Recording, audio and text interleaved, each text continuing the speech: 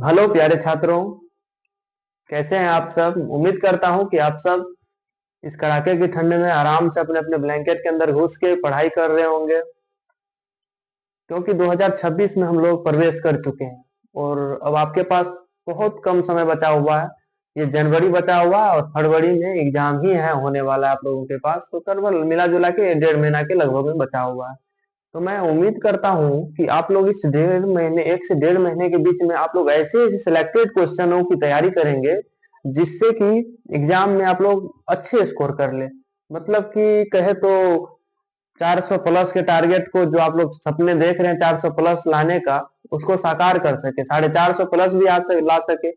इसके लिए मैं क्या किया हूँ, आप लोगों के लिए एक बहुत ही बेहतरीन चैनल बना दिया हूँ। उस चैनल का नाम है स्टूडेंट्स वे। तो इसी स्टूडेंट्स वे पे आप लोगों को वो सारे कंटेंट दिया जाएगा, वो सारे क्वेश्चन बताया जाएगा जो कि आपके एग्जाम में आने वाला है। तो मैं अभी आप लोगों को प्रकाश चैप्टर से रिलेटेड लघु उत्तरीय प्रश्न जो कि यहाँ बोर्ड पे लिख दिया हूँ वो बताने वाला हूँ, जो कि सीधा आप यहाँ पढ़ोगे और एग्जाम में कॉपी में छप जाएगा, क्वेश्चन में छप जाएगा, छपा हुआ होगा और आप लोग आसानी से कॉपी अपना फुल करके आ जाएंगे।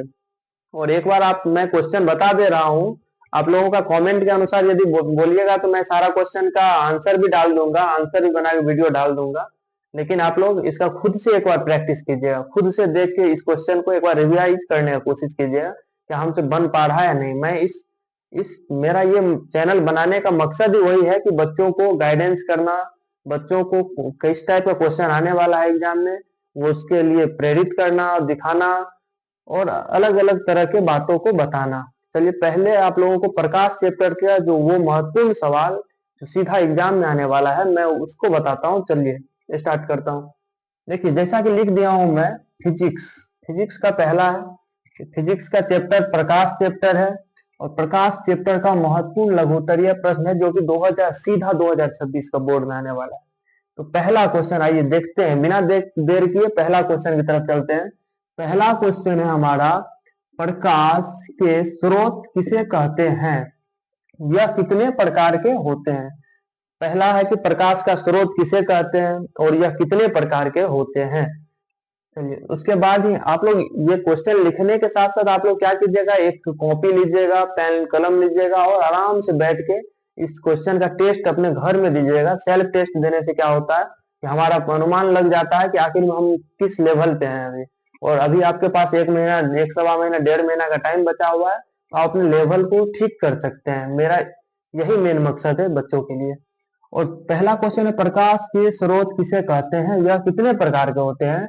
इसी के साथ ही दूसरा हमारा क्वेश्चन है कि प्रकाश के परावर्तन, प्रकाश के परावर्तन जो आप लोग पढ़े हैं, प्रकाश के परावर्तन के नियम को लिखे। अर्थात प्रकाश के परावर्तन के नियम, जितने नियम होते हैं उनको लिखना है।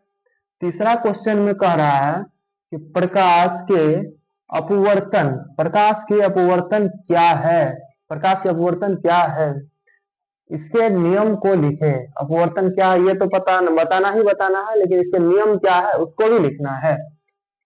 चौथा नंबर का क्वेश्चन है, अपवर्तनांक किसे कहते हैं, अपवर्तनांक किसे कहते हैं, अपवर्तनांक किसे कहते हैं।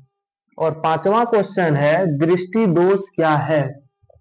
चौथा क्वेश्चन देख लिया आप लोग, अपवर्तनांक किसे कहते हैं, और पांचवा क्वेश्चन है कि दृष्टि दोष क्या है, यह कितने प्रकार के होते हैं।